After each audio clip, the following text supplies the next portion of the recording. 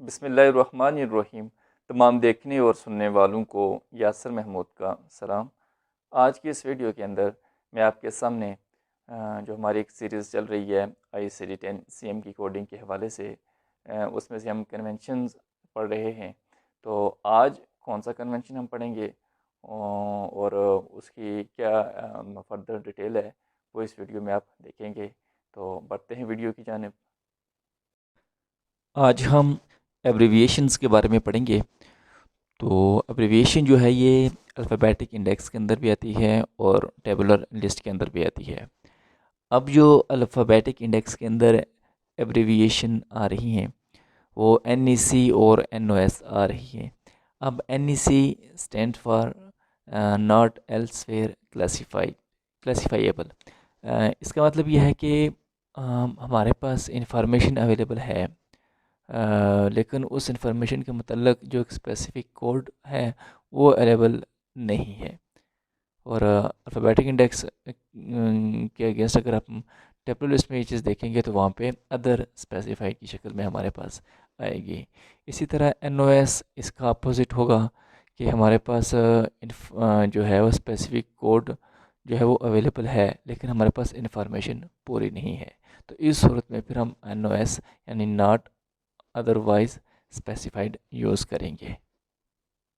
मिसाल के तौर पे आप यहाँ पर देखें तो सिस्ट का कोड जो है वो नीचे बोन लोकल NEC M85.60 आपको नज़र आ रहा है। तो यहाँ पर हमें ये चीज़ शो हो रही है कि जब हम ये कोड देख रहे हैं तो इस कोड स्पेसिफ़िक जो कोड है वो नहीं है। इन्फॉर्मेशन तो आ गई लेकिन उसका स्पेसिफ़िक कोड नहीं है, इसलिए हम जो है ना वो NEC वाला कोड यूज़ कर रहे हैं। और NOS कैसे यूज़ करेंगे ये आप अल्फ़ाबेटिक इंडेक्स में देख रहे हैं कि विटामिन B12 NOS D51.9 ये कोड इस्तेमाल कर रहे हैं। यानी हमारे पास जो है ना वो इंफॉर्मेशन जो है वो जो है वो पूरी नहीं है, स्पेसिफिक कोड है हमारे पास। तो इसके लिए फिर हम D51.9 यूज़ करेंगे। और यही चीज़ हमें टेबुलर लिस्ट के अंदर भी नज़र आती है, वही NEC और NOS। तो इनका मतलब भी सेम यही होगा कि हमारे पास स्पेसिफ़िक कोड जो है ना वो एक स्पेसिफ़िक कंडीशन के लिए अवेलेबल नहीं है। उसको हम टेबुलर लिस्ट के अंदर अदर स्पेसिफाइड से शो करेंगे। और इसी का जो रिवर्स है वो यानी अपने आपके पास कंडीशन स्पेसिफाई नहीं है लेकिन उसका स्पेसिफिक कोड आपके पास है, तो इस सूरत में फिर हम NOS लगाएंगे। ये आप देख रहे हैं कि अब्यूज़ आ रहा है लिखा हुआ और नीचे अदर स्पेसिफाइड डिसऑर्डर F10.188 लिखा हुआ नज़र आ रहा है।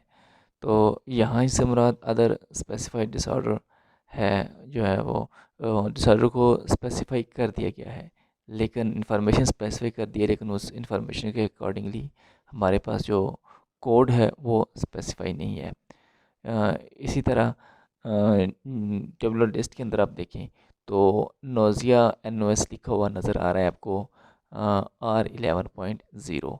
तो यहाँ पर ये शो किया जा रहा है कि हमारे पास कोड जो है वो तो अवेलेबल है, स्पेसिफाइड कोड अवेलेबल है, लेकिन उस स्पेसिफाइड कोड के अगेंस्ट हमारे पास जो है ना वो इंफॉर्मेशन जो है वो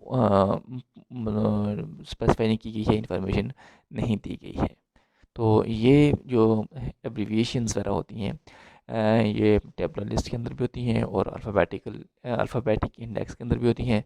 तो यही चीज़ हमें जो है ना वो किसी भी कोड को समझ के लगाने में बड़ा इम्पोर्टेंट रोल अदा करती हैं। अगर एक जनरल सी लाइन प्रोवाइडर लिख देता है और नहीं समझ आ रही कि अब हमने कौन सा कोड चूज़ करा, तो फिर हम NEC और NOS वाली साइट पे हम देखते हैं, वहाँ से हम कोड फिर लगा के उस एब्रीविएशन के अकॉर्डिंगली तो फिर वो उसकी रिक्वायरमेंट को हम पूरा करते हैं। तो ये एब्रीविएशंस और ये इस तरह के कन्वेंशन जो होते हैं ये किसी भी DX कोड को अंडरस्टैंड करने में और उसको अकॉर्डिंग टू प्रोग्रेस नोट और इनकाउंटर लगाने में बड़ा इम्पोर्टेंट रोल अदा करते हैं।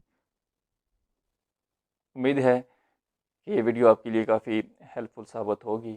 आपसे अर्ज़ है कि ये वीडियो ना सिर्फ आप ख़ुद देखें बल्कि आगे इस इंडस्ट्री से वाबस्ता जो लोग हैं उन तक भी ये वीडियो पहुँचाएँ। अल्लाह ताला हम सबका हामी व नासर हो। अपनी दुआ में याद रखिएगा। अल्लाह हाफ़िज़।